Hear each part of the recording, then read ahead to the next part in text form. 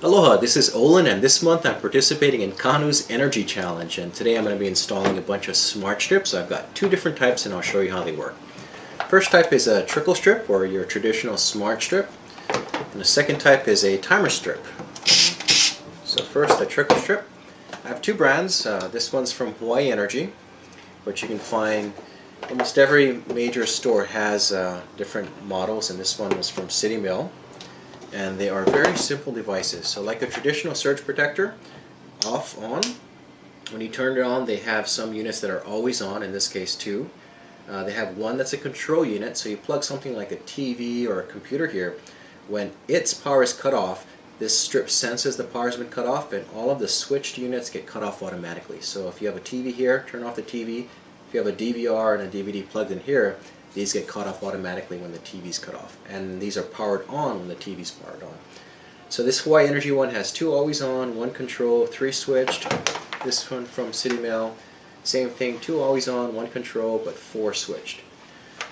So the timer one works a little differently. This one operates by, this is a mechanic one, you can also get electronic ones. I haven't found these locally, so I bought this on eBay for about, I think, 10, 12 bucks with shipping. So like a hot water timer, up is on, down is off, so you just turn on and off during the times that you want them. So you can actually cycle something on and off at various points throughout the day. Plug it in, and so when this thing spins around, it starts turning the power on and off based on the pegs that are set around here. So this is perfect for a Wi-Fi device that you want to turn off for 16 hours a day. You just set the times that you don't need it, and it takes care of it. So I'm going to go around the home and show you a couple of things on how they work and plug things in and see how much things cost.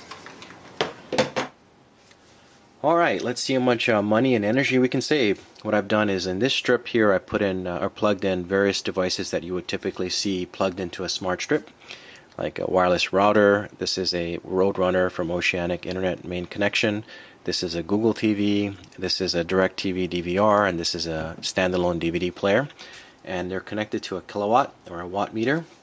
So you can see that these devices, and they're all off except for the router, are using about 37 or 38 watts per hour. So roughly speaking, that translates to about $100 per year of energy use. So if you just cut these things off for half the time that you don't need them, that's about $50 in savings. And so what I also did was I unplugged each one individually to see what they each use. So the router, when I unplug that, you can see the watt meter will drop.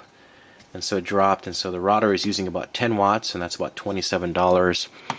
I calculated that the Oceanic Roadrunner unit uses about 4 watts, and it's about 11 bucks a year.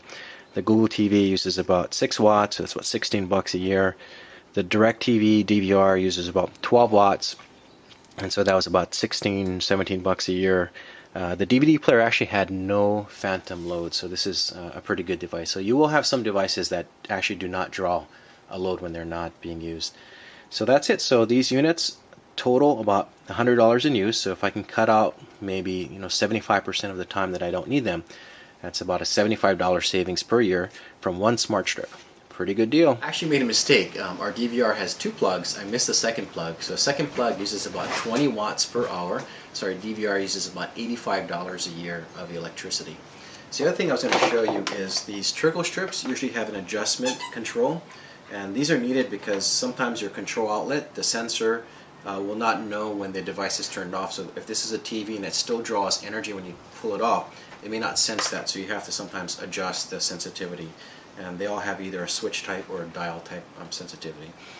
So my plan is to install one of these trickle strips and one of these timer strips. I actually think these have more potential to save energy because there are some things you do not want to put on a trickle strip. So for example, a Wi-Fi device, and what is the trigger that's going to turn off the Wi-Fi device?